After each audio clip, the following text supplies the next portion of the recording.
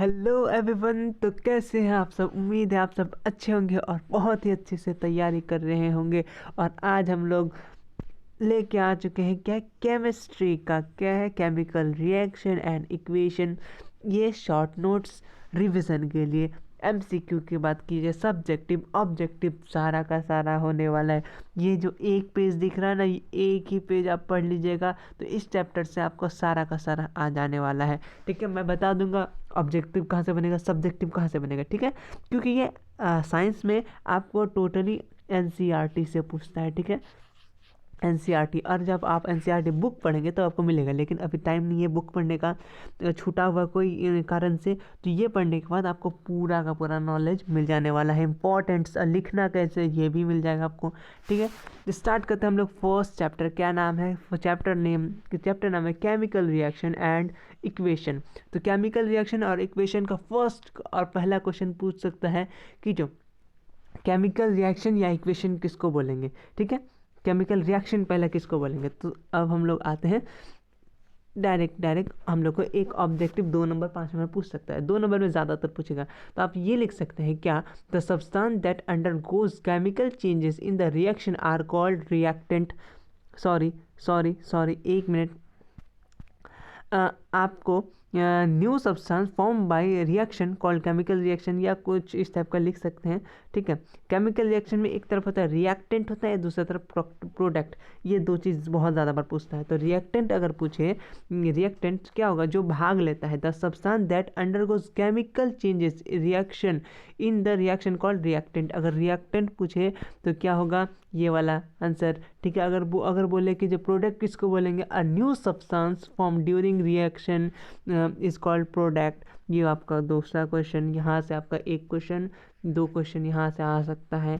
ठीक है, अब आते हैं आपको मतलब व्हाट इज केमिकल रिएक्शन। तो any thing substance can form by any reaction called chemical reaction. ठीक है, या new substance form by any reaction called chemical reaction. बहुत सारा इसका डेफिनेशन हो सकता है। ठीक है, नेक्स्ट क्वेश्चन आते हैं, what is balanced chemical equation. Balanced chemical equation क्या होता है, देखो यहाँ से एक सब्जेक्टिव बनेगा।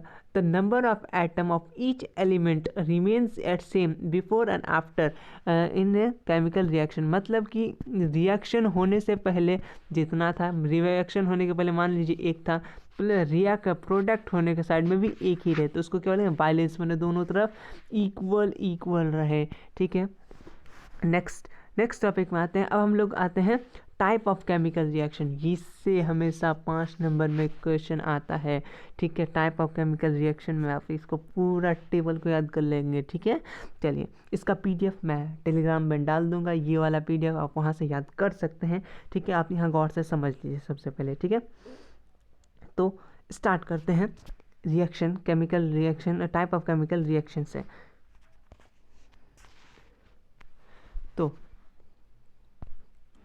सबसे पहले आता है टाइप ऑफ केमिकल रिएक्शन में, तो इक्वेशन में तो कॉम्बिनेशन सुन के लग रहा है क्या कोई चीज़ का जुड़ना हो रहा है। तो उसी का आंसर क्या होगा, द रिएक्शन इन विच क्या होगा, reaction in which a single product is formed from 2 और more reactant is known as a combination. मतलब सिंगल प्रोडक्ट साइड रहेगा।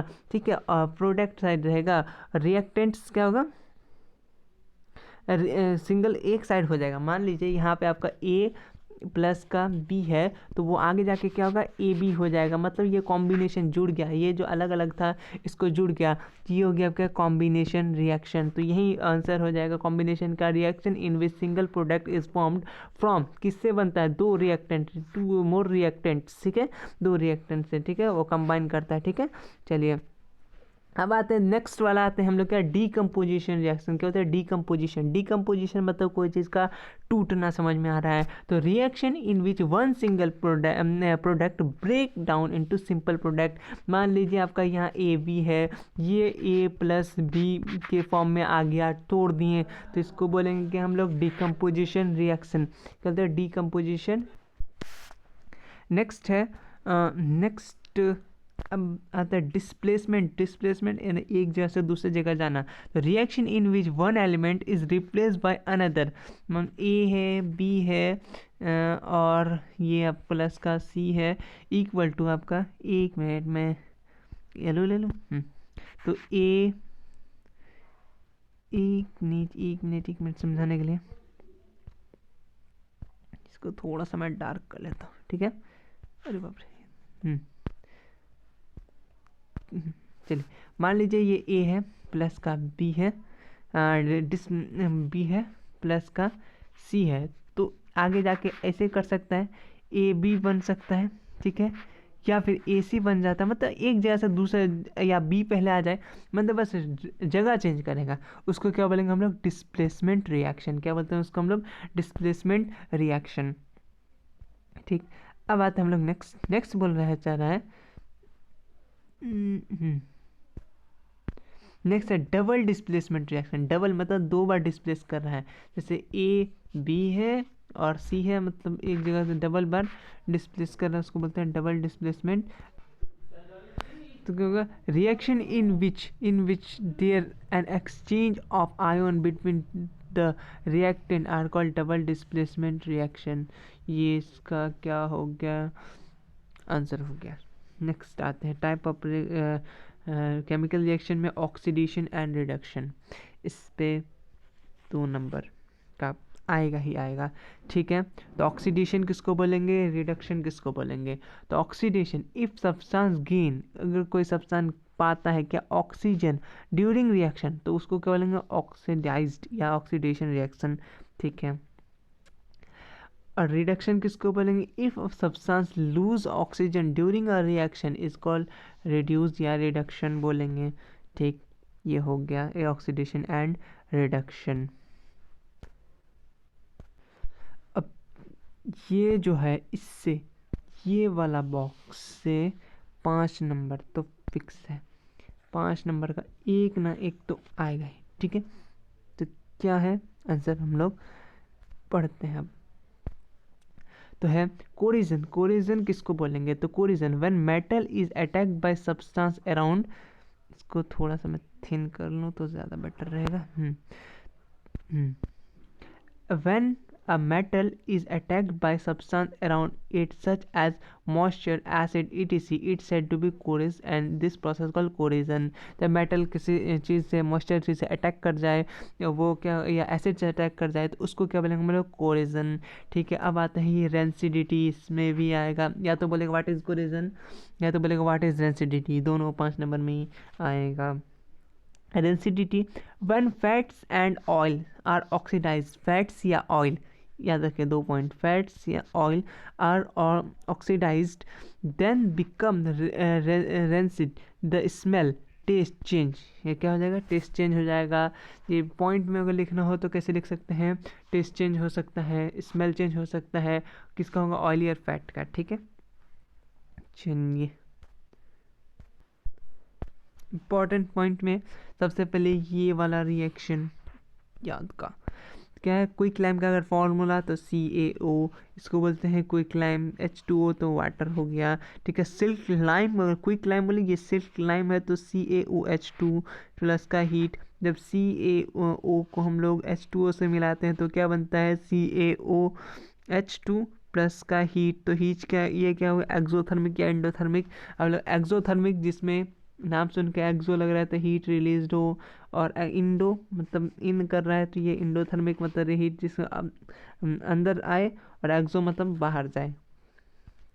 देन अब यहाँ पे मोस्ट ये line, the solution of silk lime is used, तो क्या वाइट वाशिंग वॉल, सब ऑब्जेक्टिव में आएगा ये क्वेश्चन। तो सिल्क लाइम का क्या यूज़ होता है? तो वाइट वॉशिंग है, या पूछ सकते हो वाइट वाशिंग वॉल में कौन सा किसका इस्तेमाल होता है? तो सिल्क लाइम, ठीक है। केमिकल फार्मूला ऑफ मार्बल पूछ लेगा, केमिकल फार्मूला ऑफ मार्बल से CaCO3 रट लीजिए। रेस्पिरेशन इज ये पूछेगा ऑब्जेक्टिव में, respiration is an exothermic reaction, क्योंकि रेस्पिरेशन क्या नहीं करना, हम लोग सांस छोड़ते हैं तो वो क्या? एक्सोथर्मिक प्रोसेस, ठीक है।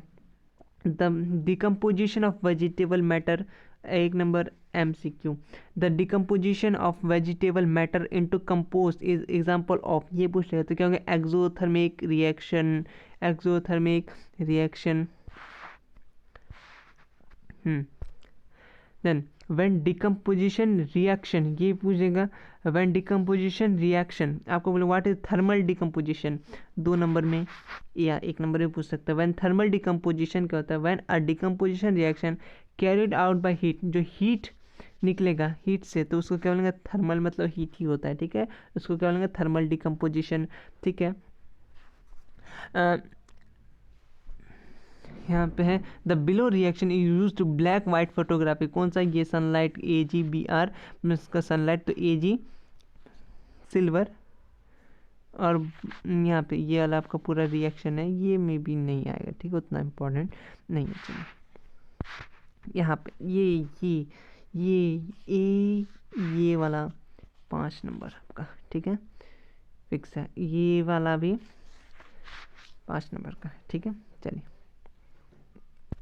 पढ़ते हैं एक एक करके।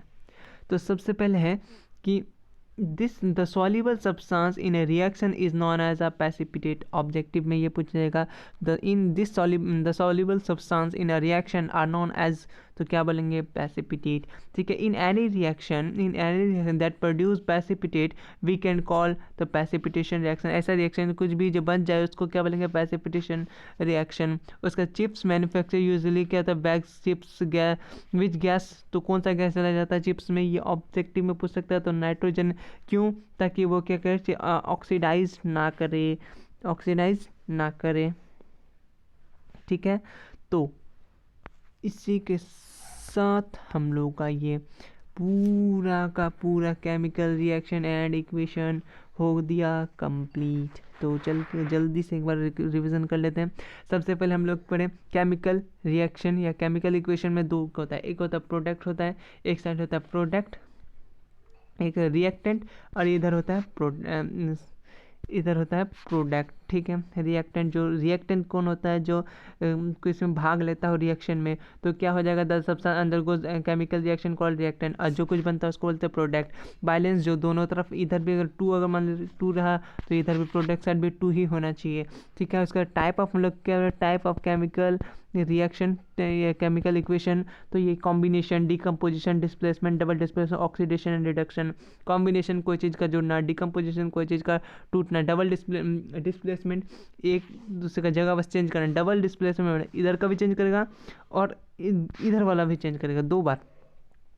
ऑक्सीडेशन, जो ऑक्सीजन पाया उसको बोलेंगे ऑक्सीडेशन। रिडक्शन, जो ऑक्सीजन लूज किया उसको बोलेंगे रिडक्शन, ठीक। उसका कोरिजन, जब मेटल अटैक कर जाए मॉइस्चर से तब उसका कोरिजन, ये 5 नंबर में आएगा, रट लीजिए। रेंसिडिटी ये फैट्स ऑयल खाना वगैरह में, ठीक है। इसको ये भी पूछ सकते हैं, इसको बचाने के लिए हम लोग क्या कर सकते हैं, रेफ्रिजरेटर यानी फ्रिज का इस्तेमाल कर सकते हैं, इसका फ्रिज का, ठीक, फ्रिज का ये पूरा घुस दिया, ठीक है। उसके बाद रेस्पिरेशन कौन सा प्रोसेस है, एक्सोथर्मिक। डिकम्पोजिशन वेजिटेबल कौन सा प्रोसेस है, एक्सोथर्मिक, ठीक है। थर्मल डिकम्पोजिशन किसको बोलेंगे, जो हीट से निकले उसको थर्मल डिकम्पोजिशन। ये ब्लैक वाइट फोटोग्राफी में यूज होता है थर्मल डिकम्पोजिशन, या फिर ये बोल दीजिए, ठीक है। उसके बाद प्रेसिपिटेशन रिएक्शन, जो कुछ बन जाए उसको प्रेसिपिटेट किसको बोलेंगे, जो इनसॉल्युबल है, मैंने पूरी तरीके से ना घुले, ठीक है। चिप्स में लोग ने कौन सा पैकेट के अंदर क्या लेता है, नाइट्रोजन। इसी के साथ ये चैप्टर हो गया आपका फुल कंप्लीट, ठीक है। अब आते हैं हम आएंगे चैप्टर 2 लेके, तब तक के लिए आप लोग ख्याल रखें और